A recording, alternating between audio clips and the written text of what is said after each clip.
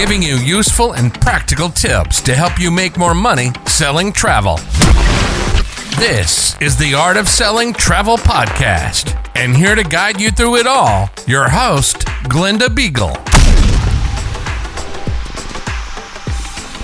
So I have a question for you. Do you think that loyalty can be bought?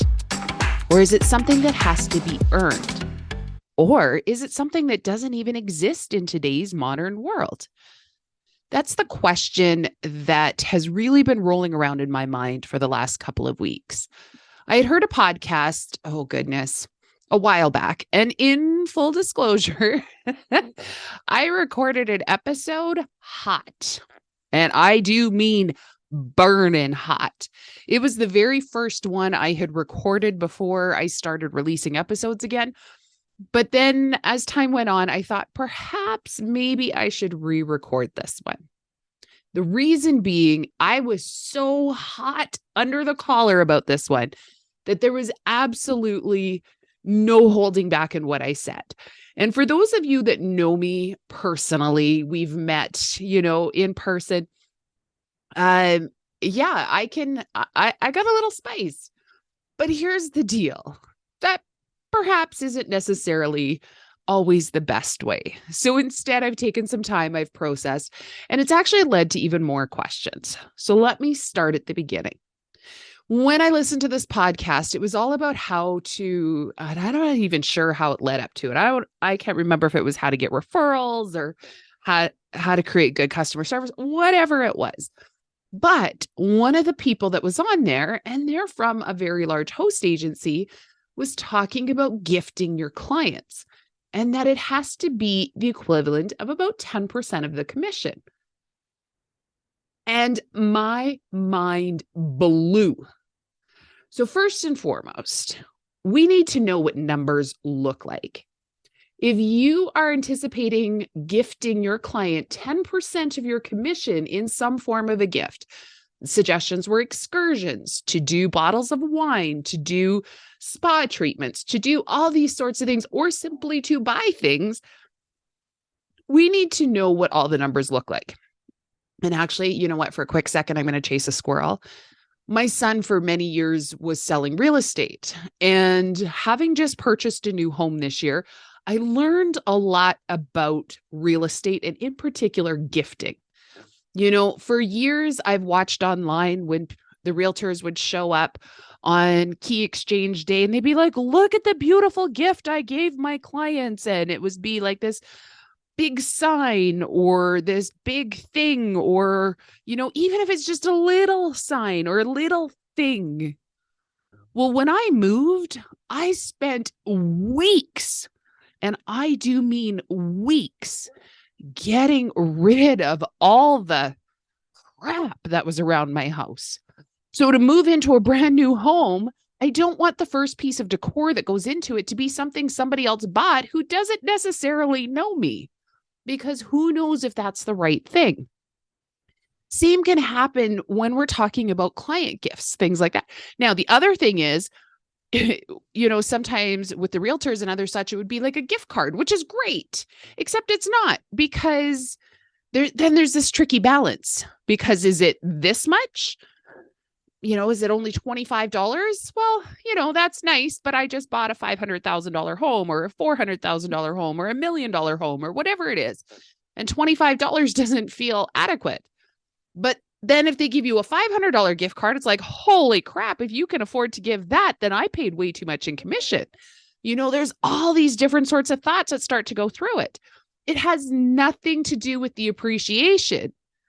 Now we're starting to think about, holy crap, how much money did you make off of me?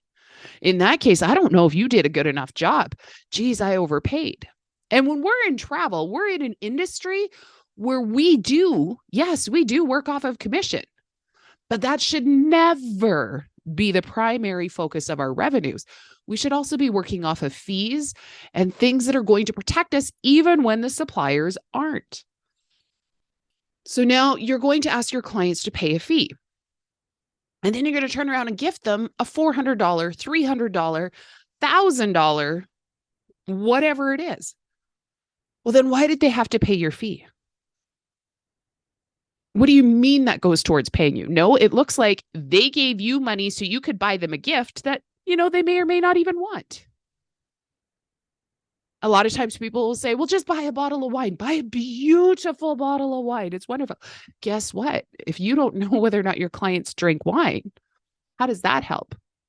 I remember a number of years ago when my son first started in real estate, his very first sale was actually like the most expensive or the second most expensive home to ever sell in our community at that point.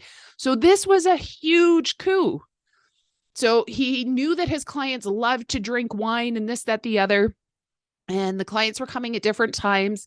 And so he reached out to the husband because the wife was going to be here first and said, hey, what's her favorite bottle of wine? I would love to get her one, especially closing day ended up being extraordinarily stressful, this, that, the other. So the husband told him what bottle of wine was going to be her favorite. My son actually special ordered it in. Guess what? It wasn't the wife's favorite bottle of wine. In fact, she hated that flavor. Or I don't know how you refer to wine because I don't drink wine. But he gave my son his favorite bottle of wine, not his wife's. So what my son thought was going to be this grand gesture, especially on the final day when she was having such a bad day, he was like, oh, at least I have her favorite bottle of wine. I'll be able, and I had to special order it in. So like, this will just make her day. And instead it brought her to tears because it meant that somebody else hadn't listened to her on compounding on such a bad close day. None of that had to do with my son, but yet he ended up being that carrier of the thing that went wrong. Anyways, I'm going to go back to that podcast. So when they talked about 10% of the commission, we need to understand what our numbers look like. You need to be able to comprehend not just, and comprehend's a really bad word, but we really need to take into account what all of our numbers mean, because a lot of times we'll look at what our marketing costs. We'll look at what our email servers cost. We'll look at domains. We'll look at merchant fees. We'll look at ticket jackets, like all the different sorts of things. But a lot of times, the biggest one that gets forgotten is this little thing called a wage. And then on top of the wage, we need to be able to talk about profit, because your profit and your wage are not the same thing. And there are very few travel advisors out there who are netting a profit of 10% after they've paid their wage.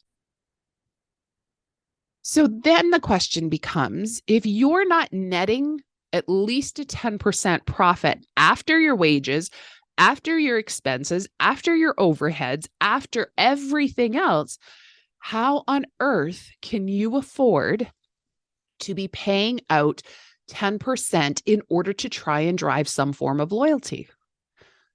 Now, my question for you is, when is the last time you kept going back to the same place that strictly for the fact that they gave you presents? I'm going to say not that often. Loyalty is a really funny thing. And we're into this whole new world where, yes, in the 90s and early 2000s, loyalty points were off the charts. But we've seen a shift in loyalty. We've seen a shift in loyalty programs. Up here in Canada, one of the largest grocery retailers has switched from the biggest loyalty company to, frankly, a really crappy one, in my opinion. Maybe I don't understand it, but that also comes with it too. Your clients have to understand what this is and what it means and this, that, the other. But now when I go to that grocery store, because I know what I used to get from them every time compared to what I get from them now, I'm like, well, that sucks. They're really ripping me off. Groceries went up in price and now I'm getting even less back. Same is going to go with your clients. If you build an expectation that you're going to gift them a great big gift each and every time, what happens when you don't? And I get it. You're going to say, well, it was based on the 10%. So this time their trip, my commission was $10,000. So my gift was $1,000. But then on their next trip, they just went to Vegas. So my commission was $200. So my gift was $20. Not everybody sees that same connection. I remember years and years ago, my sister was complaining to my parents one year. And she said, my income tax refund is so much smaller than last year. So my mom said, well, that can happen. What did you have for expenses? Did you get all your write-offs in there? And so then the question ended up coming out, well, how much income tax did you pay in the year? Well, it turns out because she had been working in a different field and this, that, the other, and just the way things worked out, she had paid out less income tax, and therefore you can't get a refund. In fact, she was upset because her refund the year before had been bigger than the total amount of income tax that she had paid that following year. And it took the longest time for her to grasp that. And there is a lot of people out there who genuinely don't see the connection. They don't see that it's tied to, if I do this, then that's what's going to happen. Instead, they're going to say, oh, wow, well, we got like this amazing excursion when we went to Europe. So I know they're going to give me a helicopter excursion in Vegas. When you do some of this gifting, there's a very good possibility that not only could you, risk making your clients think, well, what the heck do I pay them for if they're just going to gift it all back? Because frankly, I just would have bought my own excursion. But then also too, they can be like, wow, so they lured me in with a great big one. In this one, they gave me nothing. You don't want to set yourself up with that because your clients aren't coming to you for gifts. Let me repeat that. Your clients don't come to you because you give the best presents. They come to you because you give the best expertise, because you're the authority. You're the one who is going to help them make the right decisions. You're the one who's going to keep them from messing up. We no longer live in a world of FOMO. It's no longer a fear of missing out. It is now a fear of messing up. Your clients don't want to screw it up. They don't want to get caught somewhere else when flights get delayed, canceled, this, that, the other. They want to know that they can reach out and you are right there to help them. You're right there to help them get on another flight. You're right there to make sure that everything on the other end is going to be rearranged for them. That's what they're looking for. They're not looking for something shiny that they can hang on their wall that talks about travel is the drug of is my drug of choice. Travel, once you've been bit by the travel bug, all those different sorts of things. That's not what they're looking for. Now, have I given gifts in the past? Absolutely. And I've done them as a surprise and delight factor. And I've also done them with absolute meaning. I had clients once going to the South Pacific for, I don't know, I think it was 6 weeks or something like that. And up here in Canada, back in the day, we're not going to get into a discussion of of the quality of coffee shops of today's world, because that's as difficult as politics up here. But back in the day, the coffee shop of the day was the Tim Hortons. And the clients, the only joke that as we were planning it is, what are we going to do if we can't have Tim Hortons for 6 weeks? Oh my goodness. And of course, up here, we all call it Timmy's. So anyhow, what I did is I gave them a gift card to a Tim Hortons, put it in their ticket jacket. And I also put a map as to where they could find the Tim Hortons in each of their connecting airports, so that way, they could come right out, go to it and grab it. It wasn't a big thing. Yes, they went to the South Pacific for multiple weeks. It was a big trip. I do mean it was a good commission. And I believe my gift card was for about $25. But I wasn't giving them a gift card. I was joining the inside joke. I was becoming a part of that experience. And it was the note that went with it that gave them something to laugh about, that gave them something to enjoy. It had nothing to do with the monetary value. If we would have gone on the 10% rule, $25 would not have even scratched the surface. But yet my clients loved it. And that was what they posted about on social. That they got that one last one in. Thanks so much, because if we didn't have the map, we wouldn't have been able to grab it in time to make our connection. It was all those little sorts of things. Your clients aren't looking for you to spend hundreds of dollars or thousands of dollars. They're looking for you to pick up the phone when they're in an emergency, to answer an email. I used programs in the past, such as Travify, where my clients could message me. I would see all of their flight changes, all of their delays on route. Clients be able to message. In fact, when I would see one of those come in, I would actually message them and say, no worries at this point, we're still on track. Your other connections are good. But then when things did go sideways, I was also right there to make sure that we helped them out. Okay, so your flight looks like they've bumped you off of this flight onto this one. Here's what I need you to do. This is where you need to go in the airport. This is who you need to talk to. This is what you need to ask. And there were times that my clients were standing right at the counter and they were texting me through an app such as Travify, that we could have this conversation right in live time. So then the clients were able to say, no, my travel advisor said this. And then, inevitably they're like, thank you. They said, yes. Okay, we made the flight. We got to run. That's what's going to build loyalty.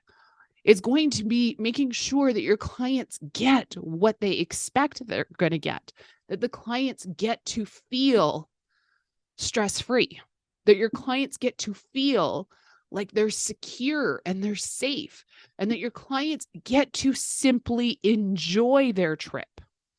Yes, a surprise and delight is wonderful if you can set up something small, but that's where working with your hotel partners comes in. Again, it does not have to be a big fancy gift. It does not have to be 10% of your commission. It can simply be having the hotel, and again, work with your hotel partners, because a lot of these will do them for free. See if they'll send up a plate of chocolate dip strawberries. Now, let's be honest. If your hotel is kind of in that 4-star below, they're not going to do that. There's going to be other things they might do. They might leave a note. They might, if you send a really good explanation, they might give an upgrade. But the thing is that you will know that based on what you're booking. But back to my first question, is it earned or is it bought? If you are trying to build loyalty through commodities, through things that can be bought and sold, gifted and traded, you're not going to get loyalty. If somebody comes to you because you're going to give them the best deal or you're going to give them the best gift, if that's what brought them in, guess what, honey? That's what's going to take them out. Because the moment you are no longer the best, the moment you are no longer,